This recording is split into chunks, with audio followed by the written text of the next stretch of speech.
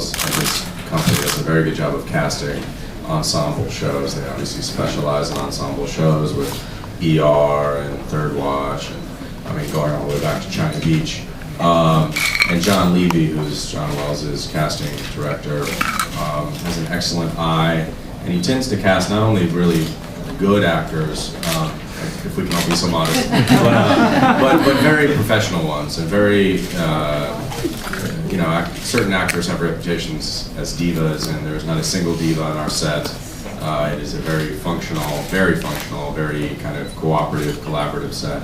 Hang out as much as we can between when we're off, and we don't get a chance to see each other. Like Mike and Ben see each other all the time, and me and whoever my partner happens to be.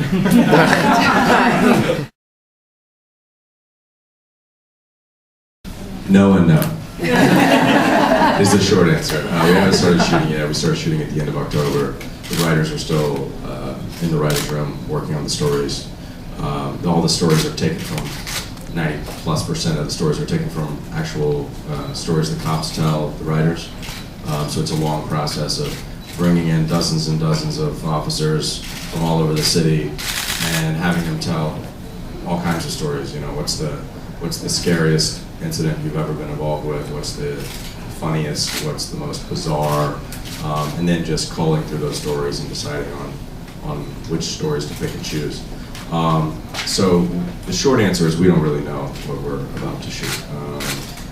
And I have not met Lucy Liu. I don't think you have either. I've never met her either. So unfortunately we don't have any Lucy Liu dish. We don't have Lucy Liu dish. We're all excited about working with her. She's a great addition to the show.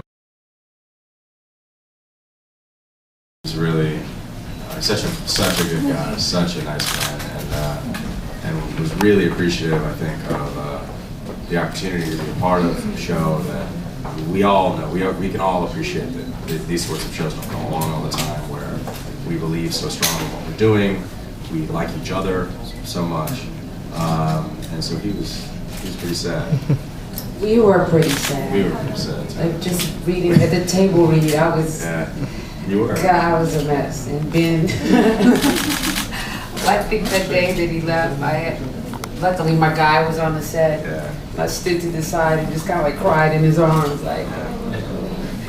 I mean, this has been an amazing journey. We did have the. You got to tell him about how we sent Kevin off. With the mariachi. Yeah, we had a mariachi band come in. He wasn't expecting it. We were on the set inside the precinct. It's like one of our only sets that's an actually built set that we shoot there maybe about 20% of the time. And it was his last shot of the day. And they brought the mariachi band in and they played for him. It was really sweet, and a lot of crew members were tearing up. I mean, it was pretty emotional. And we had these really cool cakes, one with like a grave on it. Oh, the humor we find in sad moments.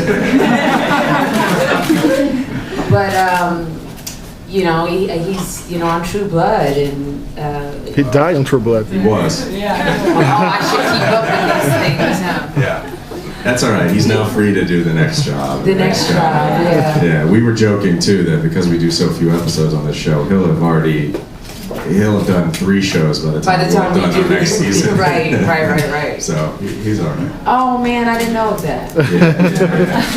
Yeah. I think it ended in 2007, in America anyway, where we stopped shooting in 2007. And then we shot the pilot of Southland in 2009. Basically it was 2 years, almost exactly. And then Southland has been a long journey where we've had a lot of stopping and starting. We shot the pilot, and then waited for a long time to get an order, and then we shot that, and then NBC ordered us and canceled us, and ignored that part of the story, but it was only about 2 years, so it was more that I just wanted. I wasn't necessarily looking to do another television series because it's grueling. It's a tough thing to do all the time, but the script was fantastic. I just think the script. I really wanted to do it, And I wanted to do something very different from the OC, just to diversify my small body of work and do something a little different.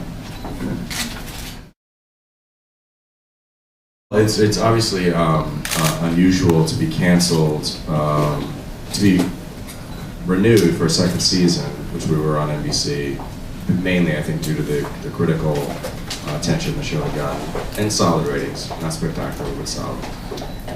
To be renewed and then canceled before you air is very unusual, to say the least, because it is kind of saying two things at once. It's saying we like the show, and NBC needed the show critically, because I don't think their shows were anyway, and then we started shooting, and there was some behind the scenes. I wasn't involved in this as an actor, but the producers could speak to it. But there was some behind the scenes back and forth about the content of the show. NBC always, I think, did not want the show to be quite as edgy and quite as graphic, and quite as in your face as we wanted to make it. Character's name by the time we started shooting, so that it wouldn't be weird playing a character that has my own name. They did not do that, which is all right. Maybe it was important that his name is Ben Sherman. I think I will not be too precious about this. I don't think it's particularly hard for me to separate myself from the character. It's not. That's my job. That's my livelihood. That's what I do. You know. Eating and drinking. Eating and drinking. We just got in 2 days ago, and we've just been here in São Paulo. We've been having a great time. Some fantastic meals. Love the Brazilian food, and having some drinks. And we're gonna go to Rio tomorrow. Really looking forward to that. The beaches, and we're having a grand time. You did some shopping, right? I did some shopping. I can't come to Brazil and I'm not finished doing damage. I called my MasterCard and said, I will be in Brazil until October 1st. And please be aware that I will be trying to keep it under a certain amount. If it goes over this amount, then you can pull it. Well, I think they're somewhat similar in that I would both describe them as noirs. You know, I think Frank Miller's Batman Year One, which is a fantastic seminal graphic novel and reinvention of the Batman, franchise in its time, is a noirish kind of world with, bad guys and good guys, but some moral ambiguity like we have on Southland. And Southland is a modern noir. It's even from the opening images of the title credits with the black and white pictures that start off in LA in its beginning in the 19th century or early 20th and go forward to the present day. So I would say they're similar in that way.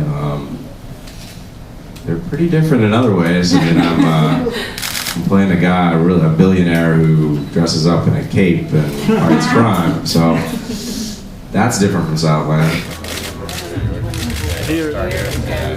Start here.